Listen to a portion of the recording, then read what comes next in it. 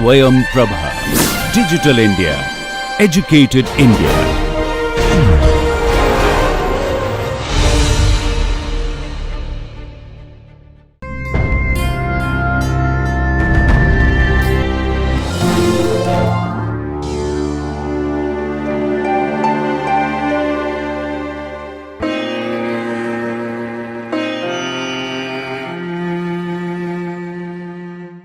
Welcome to the session of course Therapeutic Nutrition.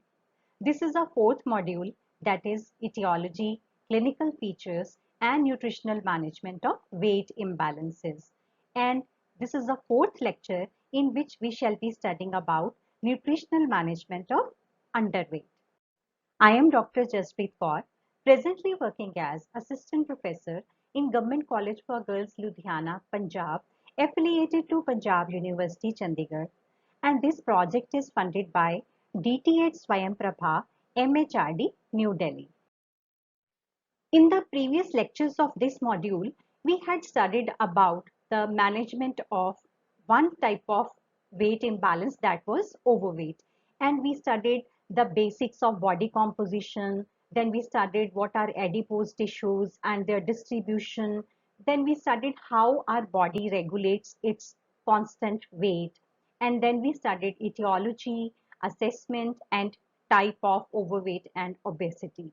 And lastly, we studied about nutritional management of obesity. So in this lecture, we shall be studying about etiology of underweight, and then we will see what are the clinical features of the underweight and what is the impact of underweight on the health. And lastly, we shall be focusing on the nutritional management of underweight. When the body weight is 10 to 20% less than the average expected weight for someone's height, age, or gender, we call that person as overweight.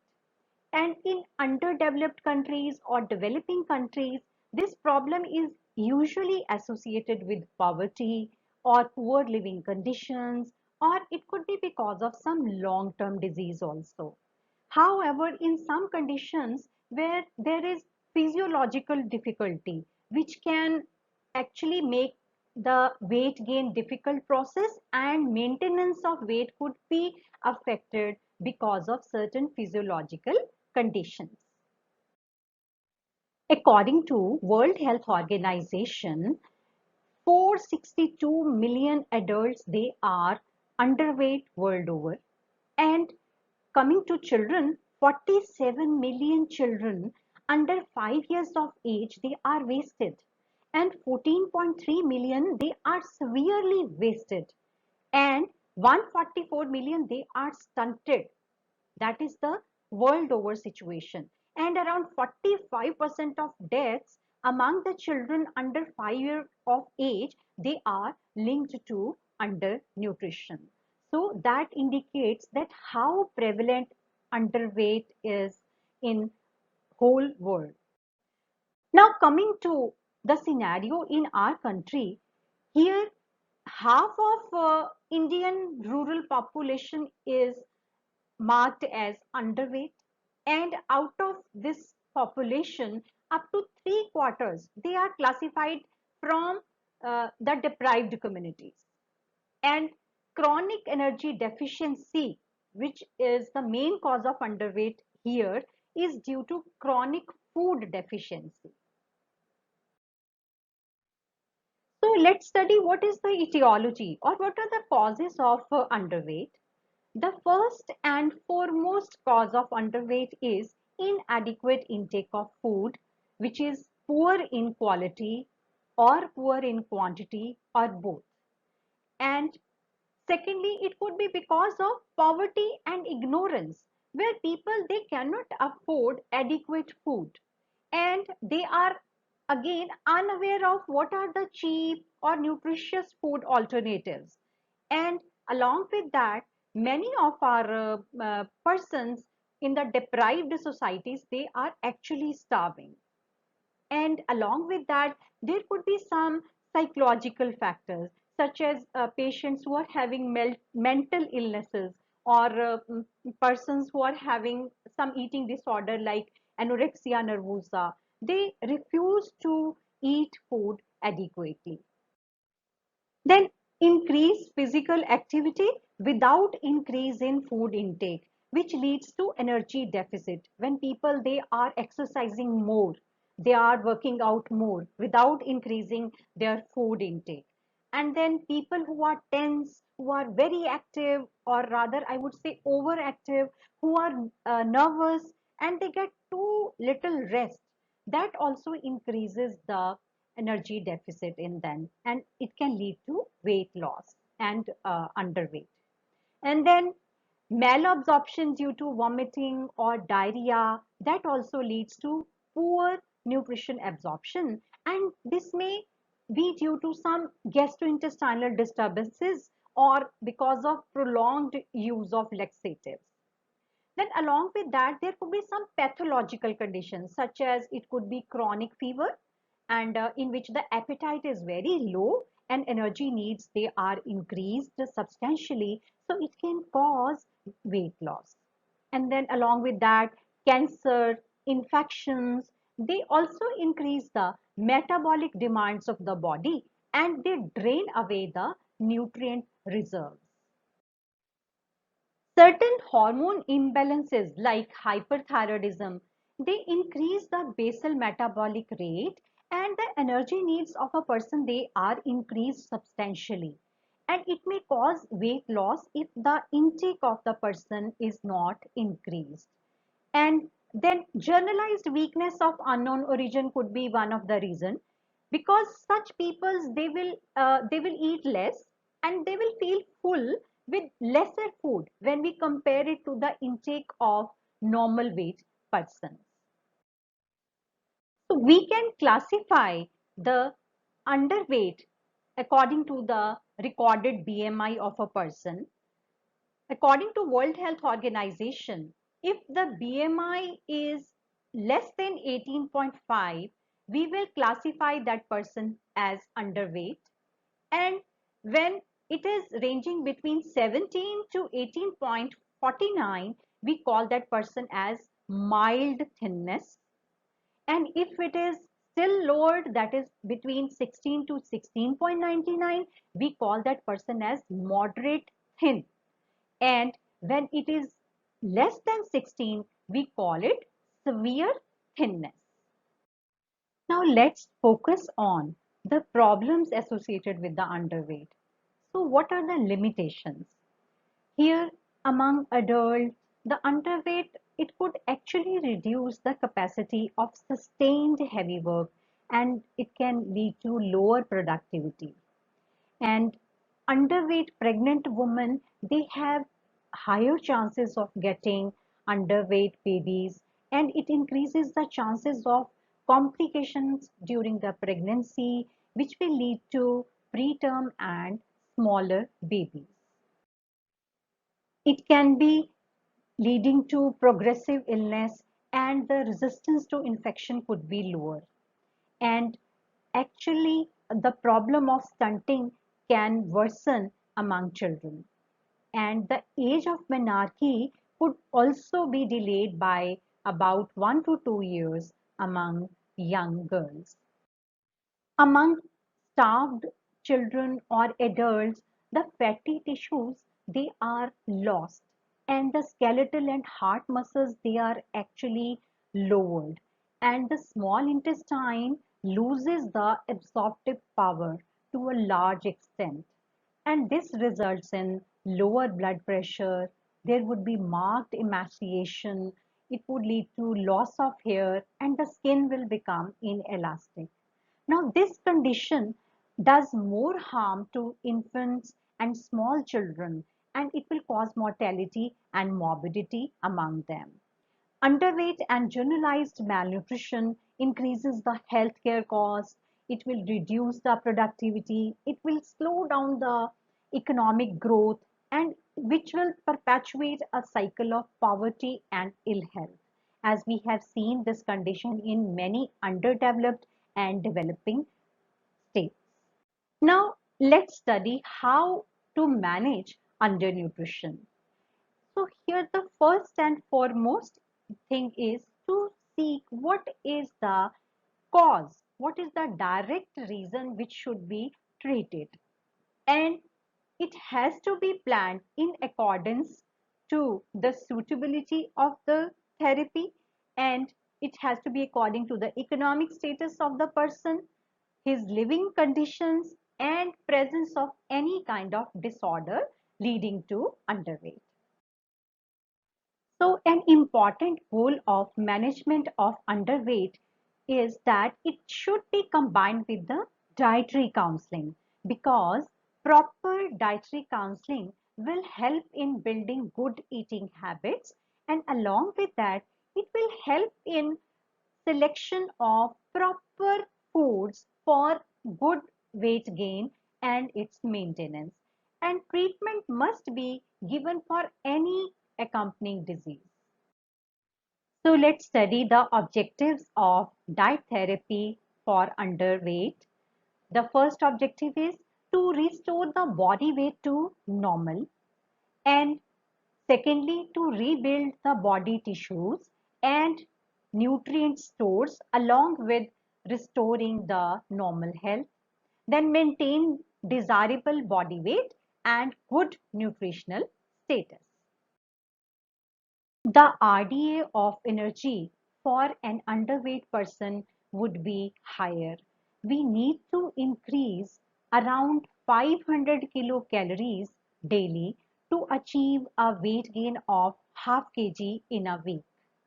And if the weight gain is desirable more than half kg in a week, the intake could be increased by as high as 1000 kilocalories.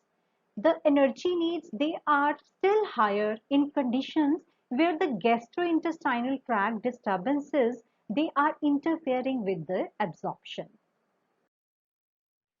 We need to recommend higher amount of proteins to build up the muscle tissues, since because of consistent less intake of food, that leads to the depletion of the protein reserves, and that is why 1.5 to 2 gram per kilogram of body weight is desirable. And it is important that we include easily digestible protein which are coming from high biological value foods. And carbohydrates are to be provided in higher amounts to meet the higher energy needs. And along with that, they have another benefit that they will perform protein sparing action. This is an important action of carbohydrates where they will spare the protein to perform its necessary job, that is bodybuilding and repair. And the protein, they will not be used for providing energy. And along with that, the bulk should be decreased because it will cut down the food intake. The person will not be able to take larger amount of food. And fiber, it has to be just enough to regulate the bowel movement. We should not be going overboard on the fiber, because this will increase the bulk of the diet and the person will not be able to take that much of amount. We need to provide nutrient dense food in such conditions. Coming to fats, although fats, they are energy dense foods, they will help in reducing the bulk of the diet. But the problem in most of the cases is their intestines, they are not able to absorb the fat to its full capacity. So we should not be giving higher amount of fats. They should be given in moderation to meet the energy needs. And it is desirable if we give emulsified fats such as butter, cream, or whole milk, because they are better tolerated than the other kind of refined oils. Coming to micronutrients, that is vitamins and minerals, we need to go liberal in minerals and vitamins to retain the health. And here we can always provide some supplements to combat any accompanying nutritional deficiency, because these people, since they are taking so much of less food, they have multiple mineral and vitamin deficiencies. And it is good if we can include plenty of vegetables, fruits, and whole grain cereals and pulses, particularly in sprouted form, to ensure that adequate intake of mineral and vitamins is going inside their body, and it will help in restoring the depleted reserves of micronutrients. Fluids should not be taken before or with meals. It is important that they are taken after the meals so that the food intake is not reduced. And but we have to take fluids sufficient enough to avoid constipation. Now let's discuss some special tips to gain weight. Since it is difficult to increase the energy intake abruptly, so in fact it is a good idea to start with the normal intake and thereby increasing the quality and the quantity of the food gradually, so that their body is able to adapt itself nicely to newer kind of intake. And the person should be encouraged to have regular meals. They should take major three meals along with the snacks to improve the intake of the food. And due importance should be given to plan, prepare, and eat the food. And it is good to include energy dense foods in the diet.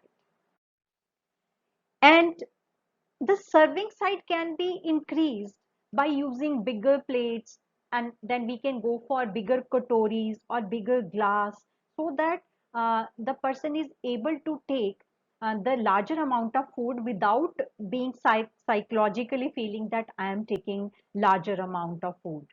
And then newer recipes they can be tried, which are nutritious also, and which are calorie dense, which are nutrient dense. And then appetizing and well served dishes, they can be added. Definitely they will help in gaining the weight.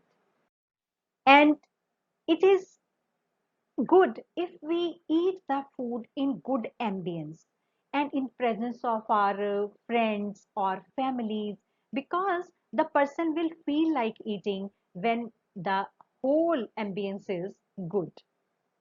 And along with that, dietary supplements, they can be taken because there are multiple deficiencies. And when these deficiencies are there, the appetite is suppressed.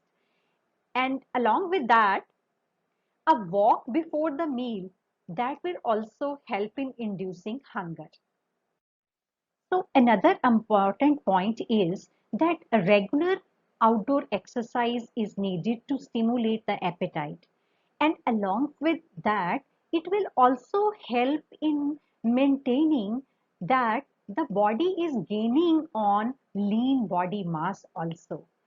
Since we are giving energy dense diet to such persons to gain weight, so only adding fat to their body is in fact a bad idea.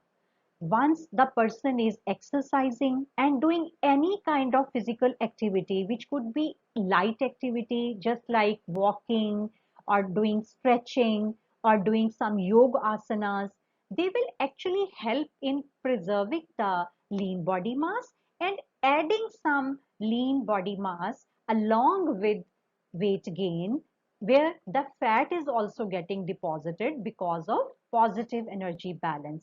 And good body composition is what we aspire for in this condition. And exercise with high calorie intake, as we know, it will ensure that the lean body mass is added, not just fat.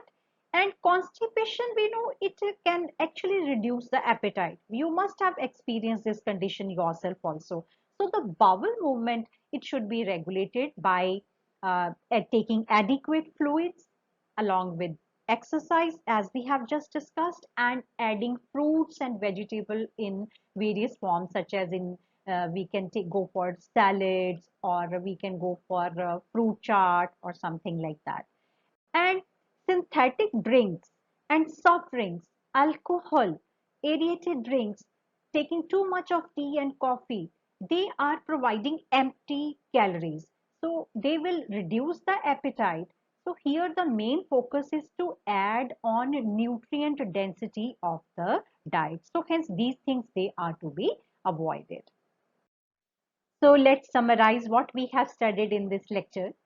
We had studied that underweight is when the body weight is 10 to 20% less than the average what is expected for someone's height, age and gender.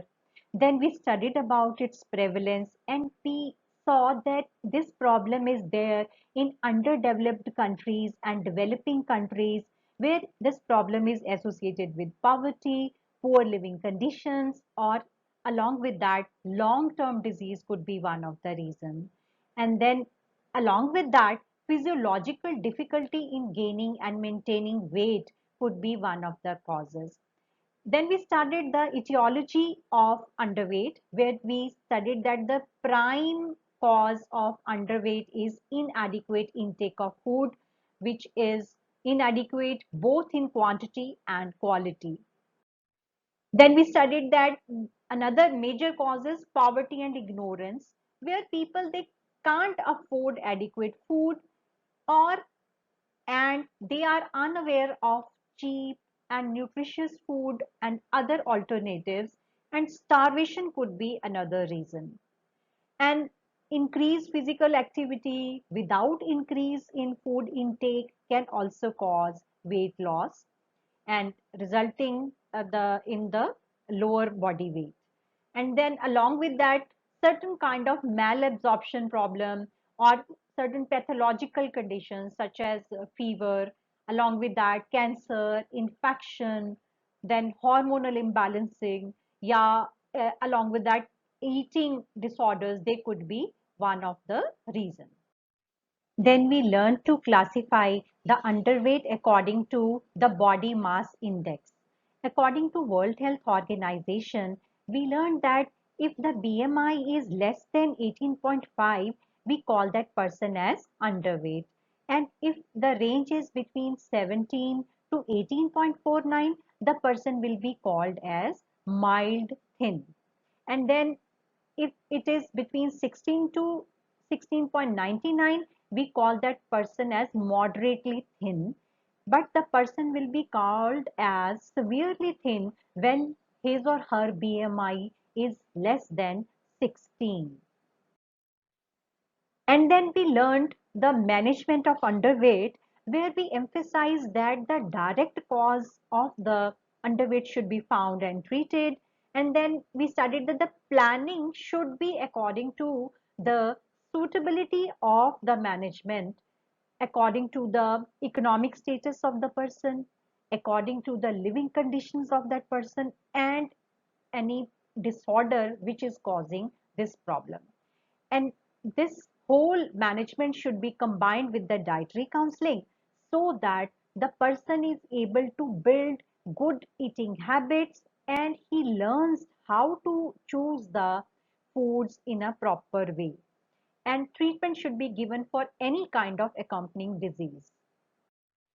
An increase of about 500 kilocalories daily or higher may be recommended depending upon the extent of underweight and the underlying diseases.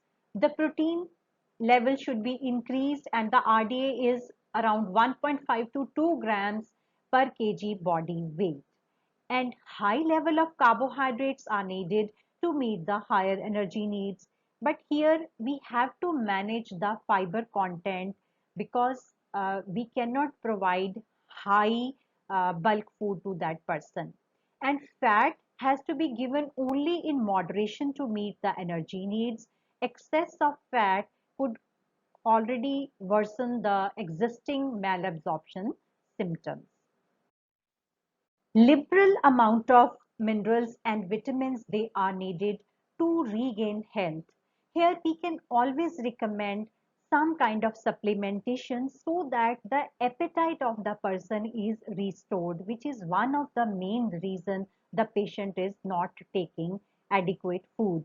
And then importance should be given to provide energy dense food. Here, the selection of food is very important.